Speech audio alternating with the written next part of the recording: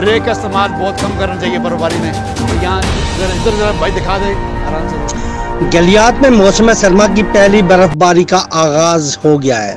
बर्फ के साथ ही सर्दी की शिद्दत में इजाफा हो गया। गलियात में मौसम ने अंगड़ाई ली और अचानक ही सुबह से बर्फबारी का आगाज हो गया।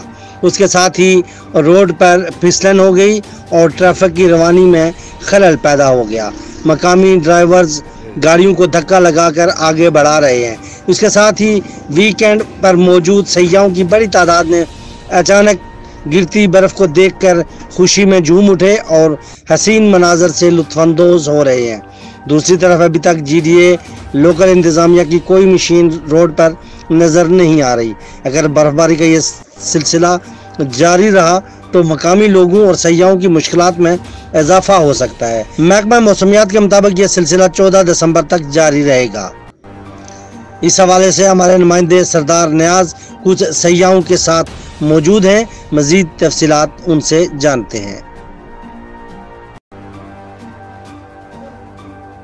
जी, बर्फबारी के दौरान खास करके ऐसे मौके पर एहतियात करनी चाहिए। जैसे ये गाड़ी है, ब्रेक का इस्तेमाल बहुत कम करना चाहिए बर्फबारी में। यहाँ ज़रा इधर ज़रा भाई दिखा दे आराम से ज़रा। तो ये देखो, ये गाड़ी जो है स्लिप हो रही है बर्फबारी की वजह से। तो मेरे जितने भाई सयाह आते हैं गलियात में बर्फबारी के दौरान, तो इनको ज़रा एहतियात करनी चाहिए ताकि ब्रेक का इस्तेमाल कम करें। और यहाँ पर महकमे वाले भी, जो यहाँ इंतज़ामिया है, वो भी थोड़ी देर में आने वाली है। बर्फबारी के ऊपर जो नमक ताशी होती है ताकि गाड़ी स्लिप ना हो, तो वो करेंगे। जी।